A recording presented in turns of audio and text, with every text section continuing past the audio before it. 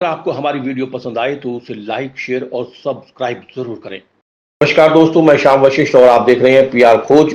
बरवाला को राजनीतिक परिवर्तन की आवश्यकता, समाज हित के कार्य करती रहेंगी संजना सातरोड। बरवाला में स्थित मिजाज होटल में प्रमुख समाज सेवी संजना सातरोड की प्रेसवार्ता का आयोजन हुआ। प्रेसवार्ता में संजना सातरोड ने अपने जीवन से परिचित कराते हुए जागरूक स्वभाव के कारण समाज में फैली कृतियों पर भी काम किया। अब तक संजना ने अपनी शिक्षा की ताकत से बिजली, वातावरण, लोकतंत्र, अर्थव्यवस्था के क्षेत्र में काम किया। 2015 में जब संजना अपने पैतृक गांव में गई तो उन्होंने देखा को हर जगह गंदगी, सड़कों की टूट-फूट व गंदे पानी की निकासी की समस्या को देखते हुए उन्होंने एमसीडी वार्ड 13 में उपचुनाव करवाया, जिससे नागरिक रखरखाव हो से 2016 में संजना ने याचिका दायर कर एमसीडी चुनाव में ईवीएम पर उम्मीदवार को फोटो लगवाई, जिसको देखते हुए बाकी स्टेट इलेक्शन कमीशन ने भी इसे स्वीकार किया। 2018 में जब दिल्ली सरकार ने घोषणा की बिजली के बिल कम कर दिए, तब संजना ने डिजिटल यूपीआई से बिल भरकर दिखाया कि बिल घटा नहीं बल्कि बढ़ गया। फिर उन्होंने हाईकोर्ट में याचिका दायर कर फिक्स्ड चार्ज को कम कराया। ऐसे अनेक मुद्दे हैं जिन्हें संजना ने अपनी योग्यता से सुलझाया। संजना हमेशा से ही लोगों की मदद एवं महिला सशक्तिकरण के लिए काम करती रहती है और आज बरवाला की खस्ता हालत को देखते हुए बरवाला की जनता से गुहार की इस बार अपना वोट सोच समझकर दे और बरवाला की जनता से वादा किया कि वह आगे भी इसी तरह समाज हित के कार्य करती रहेंगी। कोई भी नया प्रतिनिधि अगर आए तो लोगों तक उसके बारे में जो बातें हैं वो पहुंचे, ये बहुत जरूरी है। उसका जो भी बायोडाटा है, जिसे हम आम भाषा में कहते हैं, उसका कच्चा चिट्ठा पता होना चाहिए लोगों को कि हमारे बीच कौन इंसान आ रहा है। बेशक वो कोई भी समाज सेवी हो या सामाजिक कोई भी इंसान है, अगर हमें समाज से जुड़ना है तो हमें उनका दुख सुख पता होना जरूरी है। और हमें अगर किसी से जुड़ना है तो हमें उसके बारे में पता होना जरूरी है। तो ये जो सभी हमारे स्वतंत्रता सेनानी हैं, जिन्हें रिफॉर्मर्स कहा जाता है, एक होते हैं जिन्होंने लड़ाई करके अपनी बात मनवाई, और एक है जिन्होंने अपनी पढ़ाई के माध्यम से ऐसी पॉलिसीज लाए जो आज तक हम फॉलो कर रहे हैं, जैसे कि हमारा संविधान। तो उनके पद चिन्हों पे चल के, जैसे उन्होंने लंदन से अपनी वकालत की पढ़ाई करी और अपने देश में आके ऐसी क्रांति लाए कि उन अंग्रेज़ों को जो 200 सालों से हमारे ऊपर राज कर रहे थे उनको हटाया। उन्हीं से अपनी प्रेरणा लेते हुए मैंने अपना काम शुरू किया। मैंने अभी तक अपने शिक्षा के दम पर किया है जो काम करे हैं, बेशक वो लोकतंत्र के लिए हों, अर्थव्यवस्था के लिए हों, वातावरण के लिए हों, या कोई भी ऐसा क्षेत्र जो सार्वजनिक है, जैसे पानी, बिजली।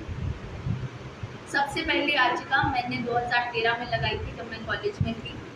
वो थी कि ईवीएम पे प्रतिनिधि की फोटो होनी चाहिए, क्योंकि नाम और सिंबल लोग उसको कॉपी कर लेते हैं और हमारी जो भोली जनता है वो एक ना चाहते हुए भी एक ऐसे इंसान को वोट दे देते हैं जिनको वो वोट नहीं देना चाहते। इस चीज़ को रोकने के लिए मैंने प्रतिनिधि की जो फोटो है वो ईवीएम पे लगवाई, और अब आप जब भी बटन दबाने जाएंगे आपको जो प्रत्याशी की फोटो है वो दिखेगी, क्योंकि पहचान कॉपी नहीं हो सकती। उसके बाद जब मैं दिल्ली में पढ़ रही थी, मैंने देखा कि मेरा जो पैतृक गांव है, नवादा गांव, उधर जो लोग हैं वो बहुत परेशान थे क्योंकि उनके घरों तक पानी भर रहा था, सड़कें टूटी हुई थी, बिजली नहीं आ रही थी, बिजली के टाके लगे हुए थे। पानी भरने की वजह से वो तारे पानी में जा रही थी, लोगों को करंट लग रहे थे। इस चीज़ के पीछे मैंने जाना कि क्या रीज़न था कि क्यों ऐसा हो रहा है। वो इसीलिए हो रहा था क्योंकि वहाँ के जो काउंसलर थे वो एमएलए बन गए थे। वो सिर्फ एक गांव नहीं था, 13 ऐसी दिल्ली के क्षेत्र थे जहाँ पे काउंसलर नहीं थे, क्योंकि आम आदमी पार्टी नहीं आई थी। एमएलए जो काउंसलर थे वो एमएलए बन गए थे। तो उस टाइम पे मैंने 21 करोड़ का फंड सैंक्शन करवाया और बाईपोल्स करवाए, वो भी अपनी जन याचिका के थ्रू ही करवाए थे। उसके बाद नया सबने सुना था कि दिल्ली में बिजली के बिल कम हो रहे हैं। मैं पेटीएम से ऑनलाइन माध्यम से बिल भरती थी, मैंने देखा बिजली के बिल बढ़ गए हैं, कम नहीं हुए, बढ़ गए हैं। ऐसा क्यों हुआ? उन्होंने बिजली के बिल कम करे थे पर सिर्फ यूनिट चार्ज, जो खपत होती है उसको 1 रुपया कम कर दिया था, पर 1 रुपया फिक्स चार्ज जो वो आर्बिट्रेटली मतलब अपने मन से कैलकुलेट करते हैं उन 4 महीनों की जिसमें सबसे ज़्यादा खपत होती है, उसका एवरेज निकाल के फिक्स चार्ज कैलकुलेट करते हैं। और उस फिक्स चार्ज में भी उन्होंने क्या घपला किया था कि जो चीज़ मान लो 25 रुपए की थी वो 125 की कर दी। इस पे मैंने आवाज़ उठाई, मुझे बहुत समय लगा, पर उसको वापस फिक्स चार्ज को जो रोल बैक कराया 125 से 25 रुपये पे, वो मेरा काम था। और उस चीज़ का क्रेडिट बहुत सी पार्टीज़ ने लेने की कोशिश करी, पर मेरा कभी भी ऐसा नहीं था कि मुझे अपने जो मैंने काम किया उसके बारे में बताना है। पर अब मैं धरातल पे आई हूँ और लोगों के बीच में समाज सेवा का काम कर रही हूँ और आगे उनको सर्व करना चाहती हूँ, उनका प्रतिनिधित्व करना चाहती हूँ। तो ये ज़रूरी है उन तक ये बातें पहुँचे, ताकि वो अपने जो भी प्रतिनिधि है, ना सिर्फ मैं, जो भी प्रतिनिधि है वो उनकी काबिलियत पर रख सके। अगर उन्हें पता हो कि उनका प्रतिनिधि कितना काबिल है, वो क्या क्या काम कर सकता है और क्या क्या काम उसने पहले करे हैं, तो सोच समझ के अपना वोट डाल सकते हैं। अब काबिलियत किन चीज़ों पे जज की जाती है कि प्रतिनिधि कितना पढ़ा लिखा है। अगर प्रतिनिधि पढ़ा लिखा होगा, उसमें कानूनी समझ होगी, तो फिर उससे पता होगा कि कौन सा काम कैसे करना है, उसको रास्ता ढूंढने में कोई प्रॉब्लम नहीं आएगी। प्रतिनिधि पढ़ा लिखा होगा तो उसको स्ट्रक्चर करना आसान होगा कि कोई भी काम करना है तो उसका सिस्टम कैसे बनेगा ताकि वो काम इजीली हो और लॉन्ग लास्टिंग हो, ये नहीं कि टेम्परेरी काम हो। दूसरी चीज़, वो जो प्रतिनिधि है उस पर कोई आरोप नहीं होना चाहिए। अब जैसे मैं आपको पहले बता रही थी, 30% लोकसभा में ऐसे एमपी बैठे हैं जिनके ऊपर रेप और मर्डर जैसे घिनौने अपराधों के आरोप लगे हुए हैं, जिन्होंने पहले ही किसी का शोषण कर रखा हो या हक मार रखा हो, वो हम तक हमारे हक कैसे पहुंचाएंगे। और तीसरी जो चीज़ है वो है संपत्ति।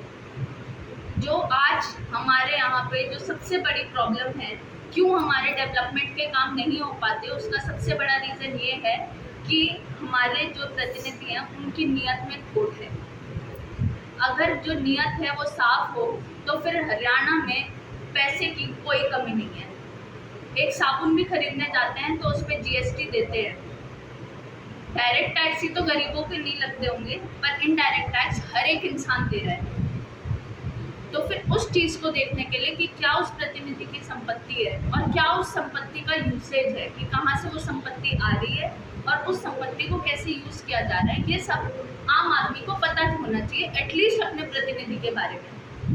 इस चीज़ को लेकर भी मैंने अपनी जनहित याचिका लगाई थी 3 मार्च को, और इस चीज़ को सुन के सुप्रीम कोर्ट के खुद के वर्ड्स हैं कि ये जो इन्फॉर्मेशन है, रेलेवेंट इन्फॉर्मेशन, ये हमारे लोकतंत्र को जिंदा रखने के लिए अनिवार्य है। तो अगर ये तीनों चीज़ें हमारे जो जनता है, हमारे जो लोग हैं, वोटर्स हैं, उनको ये तीनों चीज़ें पता हों, तो फिर हमारे देश को आगे बढ़ने से कोई नहीं रोक सकता, क्योंकि वो एक सोच समझ के डिसीजन ले सकते हैं।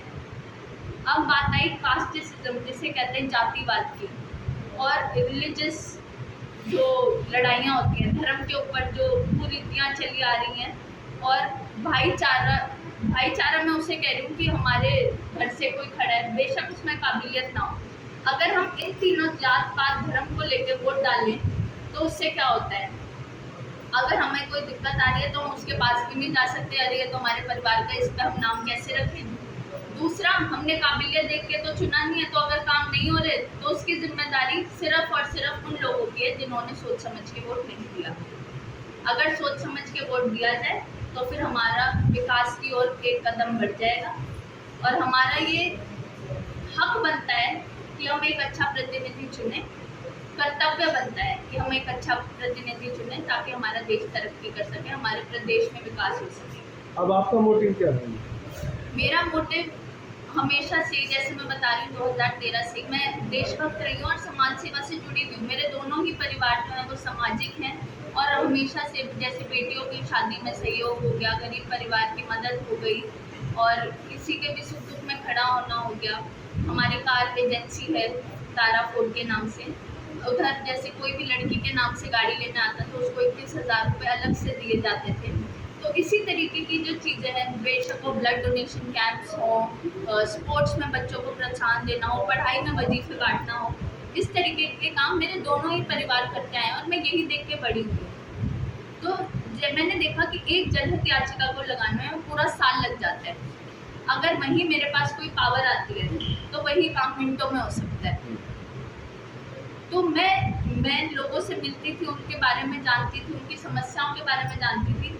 तब मेरे मन में हुआ कि मेरे पास वो छड़ी आनी चाहिए जिससे मैं काम करा सकूं। मेरे को रातों की नींद उड़ जाती है जब मैं एक जनहित याचिका फाइल कर रही होती हूँ, क्योंकि मुझे लगता है कोई पॉइंट ऐसा ना रह जाए जो मैं एड्रेस ना करूँ। मतलब समाज सेवा के काम के लिए आपको राजनीति की छड़ी की जरूरत है। बिल्कुल ज़रूरत है। मैं ये नहीं कह रही कि मैं समाज सेवा बंद कर दूंगी अगर मेरे को ये छड़ी नहीं मिलती, क्योंकि मैं करती आई हूँ, आगे भी करती रहूँगी। लेकिन इस छड़ी के बाद ये जादुई छड़ी जो है, जिसे हम पावर कह रहे हैं, वो काम करने की, अगर वो मेरे तक पहुँचती है तो मैं आज वादा करती हूँ कि मैं किसी को शर्मिंदा नहीं होने दूँगी। मैं लोगों के पास जाती हूँ और मैं उनको अपनी आने वाली रणनीति भी बताती हूँ, और उस रणनीति को मैंने तैयार कर रखा है। उस बेसिस पे लोगों से जाकर उनकी समस्याएं पूछ के मैं डायरी में नोट करती हूँ, और कैसे कैसे किस किस प्रॉब्लम का समाधान होना है वो मैं करने की पूरी कोशिश करती हूँ। मैम, किसी एक डिपार्टमेंट की बात करें तो संतरी से लेकर मंत्री तक जैसे बताया जाता है कि सभी भ्रष्ट होते हैं, उसके बीच में अगर कोई एक ईमानदार आदमी है, आपको क्या लगता है कितने दिन दिखता है? अब गुलाब तो लोटस जो है, कमल तो कीचड़ में ही खिलता है। ये मैं किसी पार्टी के रेफरेंस से नहीं बोल रही, पर इसका ये मतलब है कि अगर वो एक कमल का क्या मकसद होता है कि उस कीचड़ को साफ करता है, उस पानी। पीआर खोज के लिए हिसार से राजेश सलूजा।